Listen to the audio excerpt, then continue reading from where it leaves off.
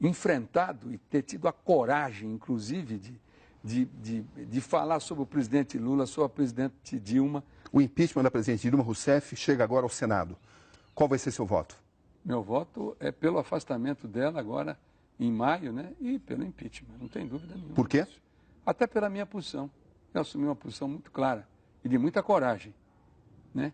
Porque eu enfrentei o governo, enfrentei o ex-presidente Lula. Eu tenho um lado. Até que ponto o senhor pode ser cassado antes da votação? Esse o tempo vai dizer, porque tem toda uma liturgia, né? Num processo de cassação. Mas eu estou preparado também. O senhor teme ser cassado?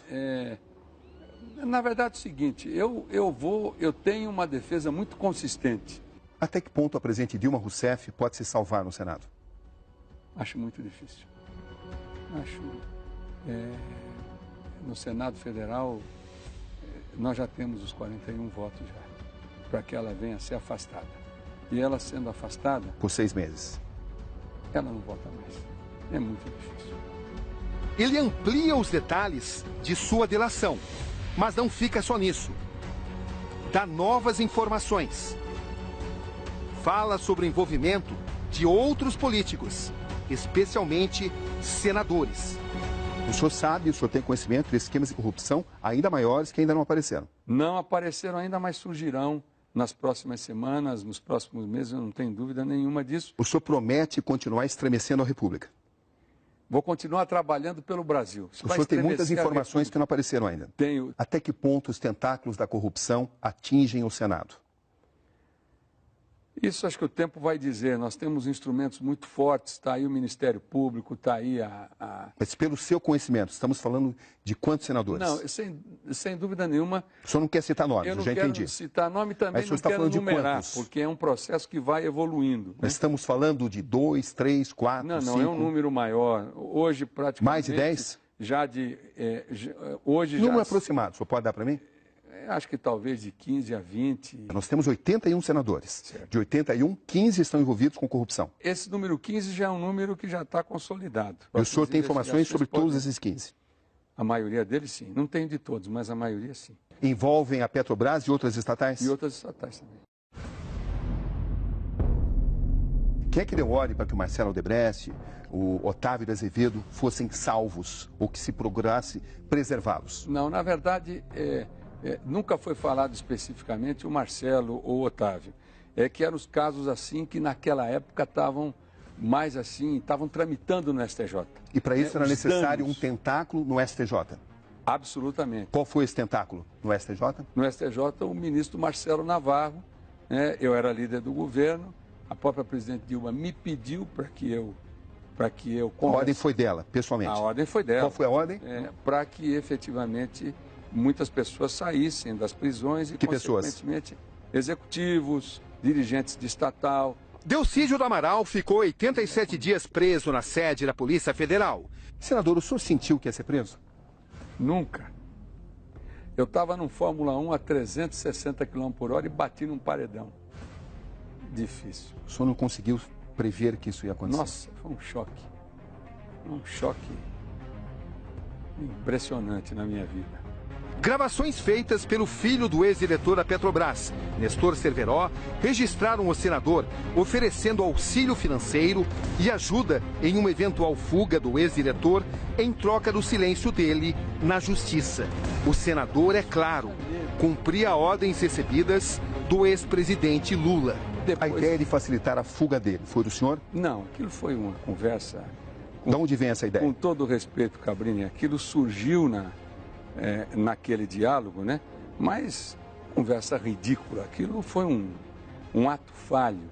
O senhor ofereceu 50 mil mensais para que ele não fizesse essa delação? Na verdade, o que aconteceu? Fruto até do aperto da família, das dificuldades, eles pediram recursos para bancar o trabalho dos advogados. E assim nós fizemos. Em troca do silêncio dele? Em troca do silêncio dele. O senhor cumpria ordens do presidente Lula? E eu estava cumprindo ordens. Qual foi a ordem que o senhor recebeu do presidente Lula? Senhor, ajude o Zé Carlos Bulay. Ajudar significava o quê? Significava basicamente evitar que ele fosse delatado. Blindado. Né? Ou que ele fosse, melhor dizendo, blindado e, consequentemente, não fizesse parte da delação do Nestor Cerveró. A presidente Dilma Rousseff interferiu mesmo na Operação Lava Jato? Ou tentou? Não, tentou, evidentemente. O que ela tentou fazer exatamente? Interferir nas investigações, interferir do processo, desde que se iniciou em Curitiba, mas principalmente nos tribunais superiores. Para salvar empresários e para salvar políticos? De uma forma geral. Pelo seu conhecimento, a presidente Dilma Rousseff recebeu propina nesse esquema? Não, ela não recebeu. Mas a estrutura política que a mantinha, sem dúvida nenhuma, se beneficiou de propina que está sendo agora denunciada pela Operação Lava Jato e o Judiciário efetivamente cumprindo o seu papel republicano dentro desse processo. Qual era o nível de conhecimento dela desse esquema de propina?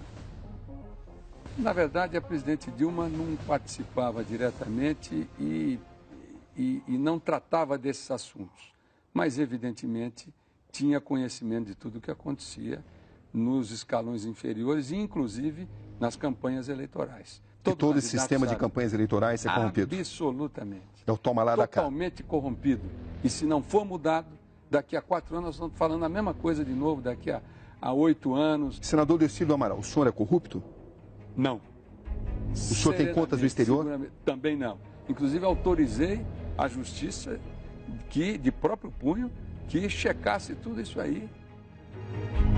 Qual foi o papel do presidente Lula nesse processo de corrupção? Lula, ele tinha conhecimento desses Ele tinha conhecimento todos. Ou ele liderava? Não, Qual foi o papel dele? Ele não atuava diretamente. Até um presidente não faz isso.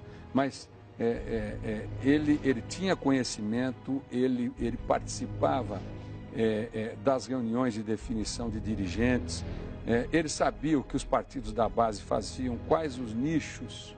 E não é só Petrobras, em outras empresas estatais, na máquina do governo, quem era quem, né? Evidente, ele não tinha uma atuação direta, mas ele tinha conhecimento. O senhor chegou a alertá-lo? Presidente, o senhor vai acabar mal? Eu alertei, algumas vezes eu alertei sobre isso. O que o senhor disse a ele? Dizendo que eu via com muita preocupação a maneira como as coisas estavam acontecendo e que isso poderia levar no futuro a grandes problemas. E o que ele dizia? Tinha uma autoconfiança enorme. Como também eu avisei a Dilma muitas vezes. O que o senhor avisou? Eu avisava dos problemas que estavam para vir, né, em função de como as coisas eram feitas. O que ela dizia? Também subestimava, porque ela tinha na cabeça dela o seguinte, que ela ia passar para a história como quem combateu a corrupção. Quem foi a grande artífice do combate à corrupção no Por que ela Brasil. acreditava nisso? Ela acreditava porque alguns auxiliares dela a convenceram disso. E pelo fato de dar liberdade à Polícia Federal? De dar liberdade à Polícia Federal, deixar a investigação andar, porque aquilo nunca ia chegar nela. Ia chegar em empresário, em congressista, no Lula, em muita gente, mas não ia chegar nela e ela sair forte dessa investigação. Um erro de cálculo? Absurdo. Um erro grosseiro, um erro rudimentar de política. Foi por isso que nós chegamos.